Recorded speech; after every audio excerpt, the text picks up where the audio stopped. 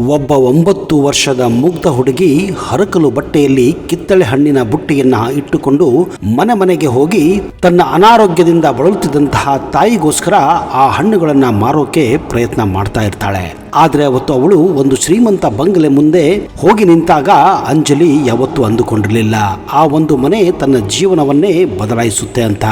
ಮನೆ ಒಳಗೆ ಹೋಗಿ ಟೇಬಲ್ ಮೇಲೆ ಇದ್ದಂತಹ ತನ್ನ ತಾಯಿಯ ಫೋಟೋವನ್ನ ನೋಡಿ ನಿಜಕ್ಕೂ ಅವಳು ಬೆಚ್ಚಿ ಬಿದ್ದಿದ್ದಳು.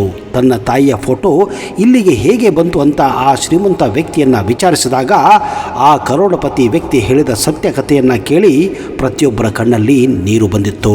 ಹೌದು ಸ್ನೇಹಿತರೆ, ಈ ಮನ ಮಿಡಿಯುವ ಘಟನೆ ಪ್ರತಿಯೊಬ್ಬರನ್ನ ಬೆರಗುಗೊಳಿಸುವುದರಲ್ಲಿ ದೂಸರ ಮಾತೇ ಇಲ್ಲ. ಹೃದಯವನ್ನ ಕಲುಕಿಸುವಂತಹ ಈ ಸತ್ಯ ಘಟನೆ ಬಗ್ಗೆ ನೀವು ತಿಳಿಯಬೇಕೆಂದ್ರೆ ಕೊನೆಯವರೆಗೂ ಈ ವಿಡಿಯೋನ ಮಿಸ್ ಮಾಡದೆ ಸ್ಕಿಪ್ ಮಾಡದೆ ನೋಡಿ.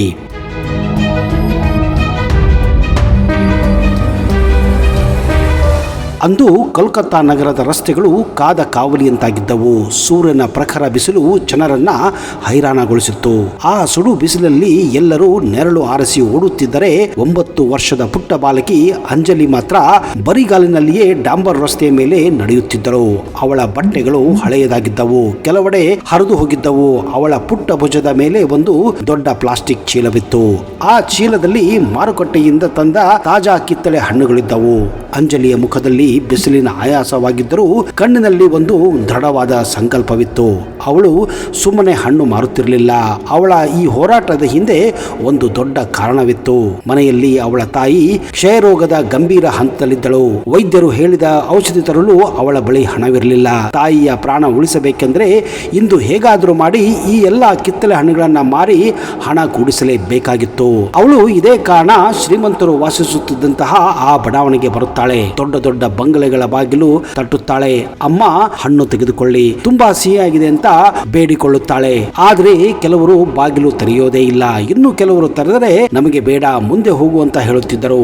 ಬೆಳಗಿನಿಂದ ಮಧ್ಯಾಹ್ನದವರೆಗೂ ಅಲೆದಾಡಿದರೂ ಅವಳ ಚೀಲದಲ್ಲಿ ಇದ್ದಂತಹ ಹಣ್ಣುಗಳು ಹಾಗೆ ಇದ್ದವು.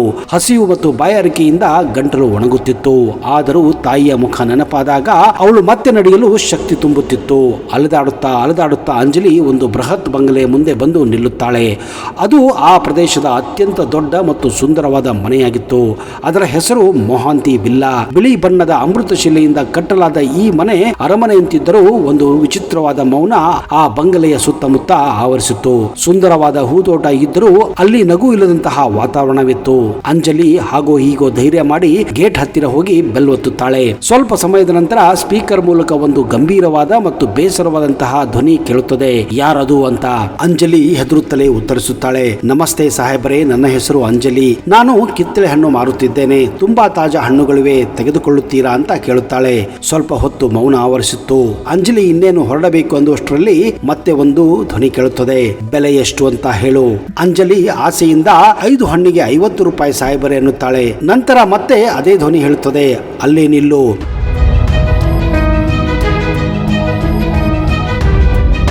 ಅಂಜಲಿ ಬಿಸಿಲಿನಲ್ಲಿಯೇ ಕಾಯತೊಡಗುತ್ತಾಳೆ. ಸುಮಾರು 10 ನಿಮಿಷಗಳ ನಂತರ ಬೃಹತ್ ಗೇಟ್ ತೆರೆಯುತ್ತದೆ. ಎದುರಿಗೆ ಒಬ್ಬ ಎತ್ತರವಾದ ವ್ಯಕ್ತಿ ನಿಲ್ಲುತ್ತಾನೆ.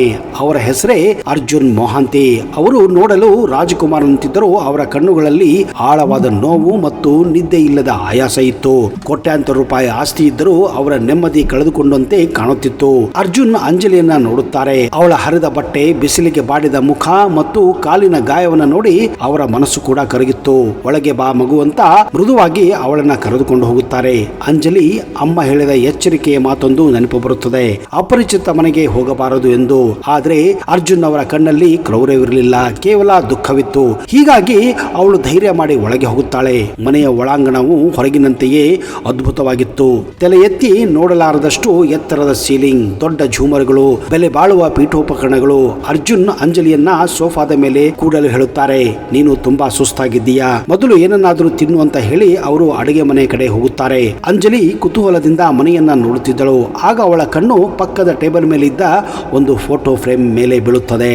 ಈ ಫೋಟೋ ಫ್ರೇಮ್ ನೋಡಿದ ತಕ್ಷಣ ಅಂಜಲಿ ಎದೆ ಝಲ್ಲೆಂದಿತ್ತು. ಅವಳು ನಂಬಲಾರದೆ ಕಣ್ಣು ಉಜ್ಜಿಕೊಂಡು ಹತ್ತಿರ ಹೋಗಿ ನೋಡುತ್ತಾಳೆ. ಹೌದು, ಅದು ಅವಳ ತಾಯಿ ಸ್ನೇಹಳ ಫೋಟೋ ಆಗಿತ್ತು. ಫೋಟೋದಲ್ಲಿ ಸ್ನೇಹ ತುಂಬಾ ಸುಂದರವಾಗಿ, ಆರೋಗ್ಯವಾಗಿ ಮತ್ತು ನಗುತ್ತಾ ಇದ್ದಳು. ಆದ್ರೆ ಈಗ ಬಡತನ ಮತ್ತು ಕಾಯಿಲೆಯಿಂದ ನಲಗುತ್ತಿದ್ದ ತನ್ನ ತಾಯಿಗೂ ಈ ಫೋಟೋ ಫೋಟೋದಲ್ಲಿರುವ ಮಹಿಳೆಗೂ ತುಂಬಾ ಅಜಗಜಾಂತರವಿತ್ತು. ಅದು ತನ್ನ ತಾಯಿ ಅಂತ ಅಂಜಲಿಗೆ ಖಾತ್ರಿಯಾಗಿತ್ತು. ನನ್ನ ಅಮ್ಮನ ಫೋಟೋ ಈ ಸಾಹೇಬರ ಮನೆಯಲ್ಲಿ ಏಕೆ ಇದೆ ಎಂಬ ಪ್ರಶ್ನೆ ಅವಳ ಮನಸ್ಸಿನಲ್ಲಿ ಸುಂಟರ ಗಾಳಿಯಂತೆ ಎದ್ದಿತ್ತು. ಅವಳ ಕಣ್ಣುಗಳಲ್ಲಿ ನೀರು ತುಂಬಿಕೊಂಡಿದ್ದವು. ಅಷ್ಟರಲ್ಲಿ ಅರ್ಜುನ್ ಕೈಯಲ್ಲಿ ತಿಂಡಿ ಮತ್ತು ಜ್ಯೂಸ್ ಅನ್ನ ಹಿಡಿದು ತಂದಿದ್ದರು. ಅಂಜಲಿ ಅಳುತ್ತಿದ್ದನ್ನ ನೋಡಿ ಅವರು ಗಾಬರಿಯಾಗಿದ್ದರು. ಏನಾಯ್ತು ಮಗು, ಯಾಕೆ ನೀನು ಅಳುತ್ತಿದ್ದೀಯಾ ಅಂತ ಕೇಳುತ್ತಾರೆ. ಅಂಜಲಿ ನಡುಗುತ್ತಲೇ ಕೈಯಿಂದ ಆ ಫೋಟೋವನ್ನ ತೋರಿಸುತ್ತಾ, ಇದು ನನ್ನ ಅಮ್ಮನ ಫೋಟೋ. ನನ್ನ ಅಮ್ಮನ ಫೋಟೋ ನಿಮ್ಮ ಮನೆಯಲ್ಲಿ ಏಕಿದೆ? ಈ ಮಾತನ್ನು ಕೇಳಿದ ಅರ್ಜುನ್ ಅವರ ಕೈಯಲ್ಲಿದ್ದ ಟ್ರೇ ಕೆಳಗೆ ಬೀಳುತ್ತದೆ. ಅವರ ಮುಖದಲ್ಲಿ ರಕ್ತವೇ ಇಲ್ಲದಂತಾಗಿತ್ತು. ಅವರು ಅಂಜಲಿಯನ್ನ ಹತ್ತಿರದಿಂದ ನೋಡುತ್ತಾರೆ. ಹೌದು, ಆ ಕಣ್ಣುಗಳು, ಆ ಮುಖಚರೆ ಎಲ್ಲವೂ ಸ್ನೇಹಾಳನ್ನೇ ಹೋಲುತ್ತಿತ್ತು. ಏನು, ನೀನು ಸ್ನೇಹಾಳ ಮಗಳೇ ಎಂದು ಅರ್ಜುನ್ ನಡುಗುತ್ತಾ ಧ್ವನಿಯಲ್ಲಿ ಕೇಳುತ್ತಾರೆ. ಹೌದು, ನನ್ನ ಹೆಸರು ಅಂಜಲಿ, ಸ್ನೇಹ ನನ್ನ ತಾಯಿ. ಹಾಗಂತ ಅಂಜಲಿ ಕಣ್ಣೀರು ಹಾಕುತ್ತಾ ಉತ್ತರಿಸುತ್ತಾಳೆ. ಅರ್ಜುನ್ ಸೋಫಾದ ಮೇಲೆ ಕುಸಿದು ಕುಳಿತುಕೊಳ್ಳುತ್ತಾರೆ. 10 ವರ್ಷ ಕಾಲ ತನ್ನ ಎದೆಯಲ್ಲಿ ಅದುಮಿಟ್ಟಿದ್ದ ನೋವು ಅಂದು ಸ್ಫೋಟಗೊಂಡಿತ್ತು. ಅವರು ಅಂಜಲಿಯನ್ನ ಪಕ್ಕದಲ್ಲಿ ಕೂಡಿಸಿಕೊಂಡು ತಮ್ಮ ಕಥೆಯನ್ನ ಹೇಳಲು ಆರಂಭಿಸುತ್ತಾರೆ. 10 ವರ್ಷಗಳ ಹಿಂದೆ ನಿನ್ನ ತಾಯಿ ನನ್ನ ಆಫೀಸ್ನಲ್ಲಿ ಕೆಲಸ ಮಾಡುತ್ತಿದ್ದಳು.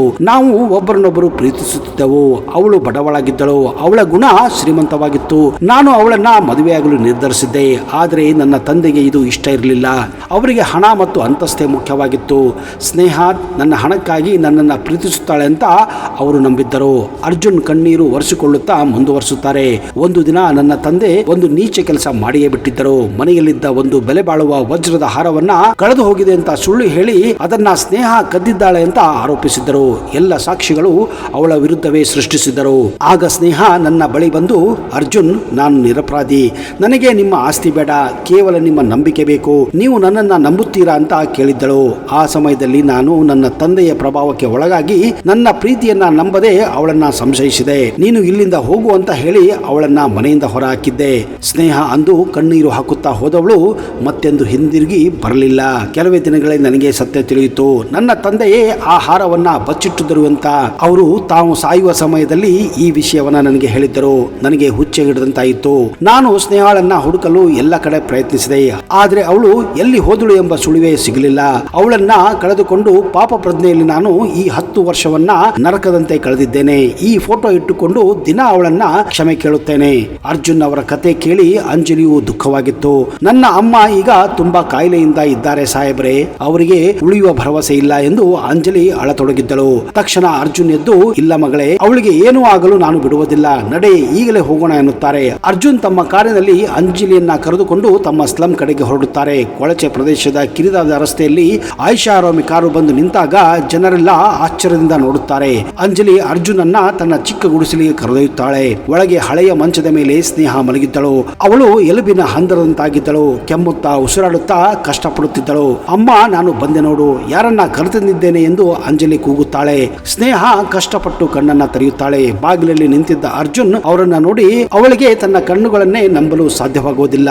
ಅರ್ಜುನ್ ಓಡಿ ಹೋಗಿ ಸ್ನೇಹಳ ಕಾಲ ಬಳಿ ಕುಳಿತು ಕಣ್ಣೀರು ಹಾಕುತ್ತಾನೆ.